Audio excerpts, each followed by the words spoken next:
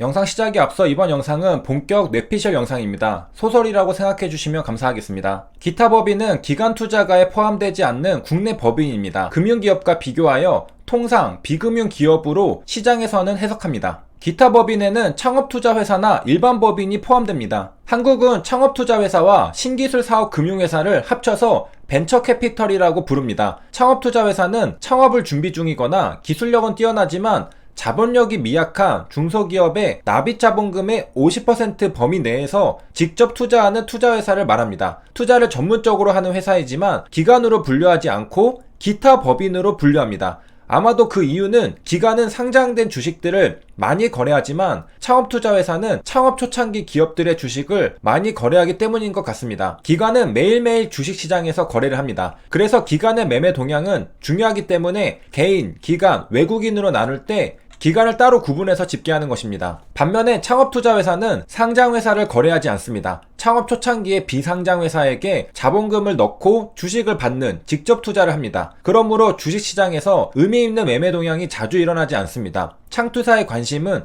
비상장, 초창기 창업회사입니다. 그렇기 때문에 기타 법인에 포함시켜서 집계하는 듯합니다. 일반 법인과 창투사를 묶어서 기타 법인으로 분류하는 것이죠. 그래서 HTS 매매 동향 화면에서도 중요한 투자 주체인 개인, 기관, 외국인은 가장 눈에 잘 보이게 날짜와 주가 옆에 있는데 기타 법인은 저 오른쪽 끝에 벌어져 있듯이 표시가 됩니다. 창투사의 매매 동향이 본격적으로 나타나는 것은 초창기 투자했던 기업이 상장했을 때 차익 실현을 위해 본격적으로 매도할 때부터입니다. 이때 기타 법인의 순매도가 찍히게 됩니다. 창투사가 창업회사를 지원하는 방법은 여러 가지인데 주식을 인수하는 일반적인 방법부터 CB 인수와 BW 방법이 있고 필요하면 자금이 아닌 경영 지도나 기술 지원도 합니다. 기타 법인에 창업투자회사가 들어가는 이유를 생각해 보았는데요. 창투사도 투자를 하는 법인인데 기관이랑 분류해 놓았죠. 아마도 기관의 주요 관심사는 상장회사이고 창투사의 주요 관심사는 비상장회사이므로 매매 동향에서는 중요한 기관은 따로 빼놓고 상대적으로 덜 중요한 창투사는 기타 법인으로 묶은 것 같습니다. 창투사랑 비슷하게 기관인지 기타 법인인지 애매한 게 또 있습니다.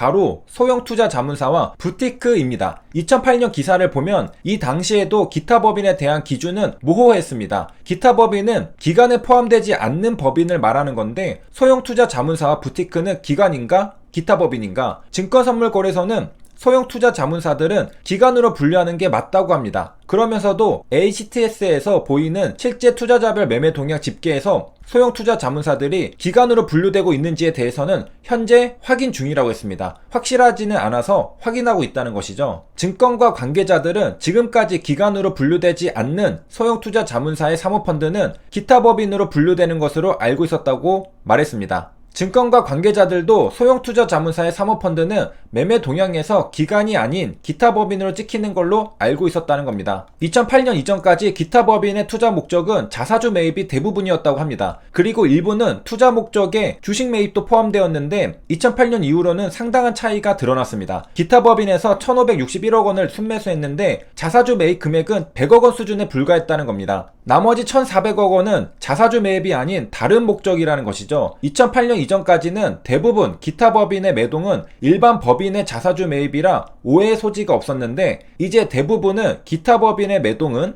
자사주 매입이 아니기 때문에 헷갈리기 시작한다는 것이었습니다. 그리고 기준이 애매한 대표적인 사례가 소형투자자문사와 부티크들이 있었습니다. 2014년 기사를 보면 여의도에 부티크만 300개가 넘는다고 합니다. 재미있는 여의도 은어들도 있는데요. 매미는 펀드 매니저 출신 개미 투자자를 말하고 애미는 애널리스트 출신 개미 투자자, 꿀단지는 증권가 중개인에게 매매 수수료를 많이 챙겨주는 펀드 매니저나 딜러, 똥파리는 수수료 수익을 많이 내주지 못하면서 요구사항만 많은 매니저를 말한다고 합니다. 부티크 하면 보통 주식 작전이 많이 떠오릅니다. 그런데 잘 생각해보면 그냥 전업 투자자들입니다. 그 출신들이 여의도에서 펀드 매니저이거나 애널리스트로 여의도에서 이름 날렸던 사람들이라는 게 일반 전업 투자자와 다를 뿐입니다. 3명에서 5명 사이로 한 조를 이뤄서 전업 투자를 하는 게 부티크인데 영화 작전에서처럼 영업과 운용 담당이 각기 역할을 분담하고 있다고 합니다. 대부분 증권사와 자산운용사 출신들이니까 전문가들입니다. 삐까뻔쩍하고 화려한 부티크가 상상이 가는데 역설적이게도 경기가 안 좋고 증권업계 한파로 구조조정이 많았을 때 부티크가 늘어났다고 합니다. 명예퇴직 후 마음 맞는 사람들을 모아 사무실을 차려놓고 부티크를 한다는 것이죠. 여의도 빌딩 한 달 임대료가 300만원이라고 합니다. 여의도 공식률이 안 떨어지는 이유가 300만원 임대료는 단기 주식 투자로 뽑는 것은 어렵지 않다고 생각하는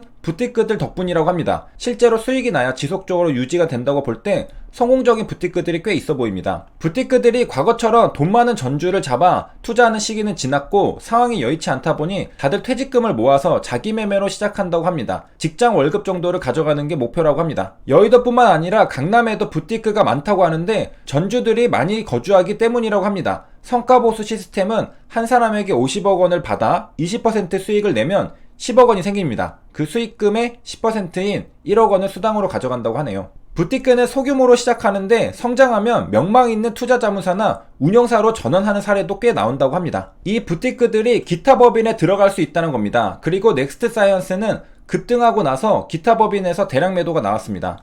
여기서부터 소설입니다. 216 증선이 사태가 터졌습니다. 진양호 회장도 예상치 못했겠죠. 증선이 소식이 알려지고 주가가 하락한 상태에서 뭔가 위험하다 여긴 증권사들에서 결국 주신담보대출을 연장해주지 않아 배우자 주식을 매도할 수밖에 없었습니다. 그리고 무상증자 결정으로 주가는 방어가 되었고 추가적인 반등매매 위험은 어느 정도 방어할 수가 있었습니다. 그렇게 한숨 돌리고 시간이 조금 지났는데 그 다음 주담대 만기가 4월 26일입니다. 한국투자증권은 전부 상환받지는 않았지만 많은 수량을 일부 상환받았습니다. 그래서 4월 26일에도 이대로 연장을 해줄지 남은 주담대를 전부 상환받고 싶어 할지 조금은 불확실한 상태입니다. 일부 상환을 받은 전적이 있기 때문이죠. 그리고 HLB 홈페이지 공지사항을 통해 진양고 회장은 어쩔 수 없는 배우자 매도의 이유를 설명하면서 추가적인 매도는 없을 것이라 말했습니다. 조속히 상환해 갈 계획이라고 했습니다. 연장이 안 될 가능성을 염두에 두고 있는 겁니다. 그런데 주식을 팔지 않고 갚으려면 돈이 있어야 합니다. 현재 돈이 없습니다. 돈을 마련해야 합니다. 그래서 생각한 게 넥스트 사이언스의 주가를 띄운 다음에 진양고 회장의 지분이든 우호 지분이든 이를 활용해 자금을 마련하려고 한 게 아닐까 생각도 들었던 것입니다. 그리고 그 돈으로 LB 주담대를 갚으려 한 게 아닐까 생각을 한 것이죠. 그리고 그 과정에서 진양고 회장이 자신의 지분으로 샀다 팔았다 하기에는 주주님들에게 오해도 생기고 주가 조작이 될 수 있기 때문에 부티크와 같은 분들의 도움을 받지 않았을까 생각을 한 것입니다. 부티크라고 하니 거창하게 여겨질 수 있는데 소형 투자법인이라고 생각하면 됩니다. CB투자자들도 소형 투자법인일 텐데요. 넥스트 사이언스의 CB투자자들이 진양고 회장과 우호적인 관계일 수 있습니다. 이분들이 넥스트 사이언스 주가가 오르면 주식으로 전환한 뒤 차익 실현하고 진양고 회장에게 돈을 빌려줄 수 있는 겁니다. 진양고 회장은 그분들에게 대출을 받아서 일단 급한 대로 LB 주담대를 갚는 것이죠. 진양고 회장이 배우자로부터 주식 매도 자금을 빌린 뒤에 주담대를 갚았던 방법과 마찬가지로 말이죠. 주가 조작이랑 다른 것은 현재 넥사가 투자자들 관심이 많으니 좋은 소식을 만들기 위해 회사는 열심히 일하고 마케팅하고 그런 소식들을 뉴스기사로 투자자들이 접할 수 있게 하고 이 정도라고 생각합니다. 회사가 주가를 띄우기 위해 허위공시나 말도 안 되는 뉴스기사들을 발표한 게 아니죠. 자연스러운 흐름입니다. 물 들어올 때 노져온 거죠. 이러한 생각들은 6월 26일에 주담대 상환해야 할 것 같은데 현금이 나올 곳이 어디 있을까 생각하다가 나왔습니다. 넥스트 사이언스에서 최근 주가가 올랐기 때문에 CB가 주식 전환되었고 기타 법인에서 역시 이어서 20일 순매도 46만 주가 나와서 차익 실현됐습니다. 저는 이게 CB 투자자들의 물량일 것이라 추측했습니다. 그러면 이들은 현금이 있을 텐데 지금 당장 현금이 필요한 진양고 회장이 이들 CB 투자자들에게 돈을 빌리지 않을까 생각을 했습니다.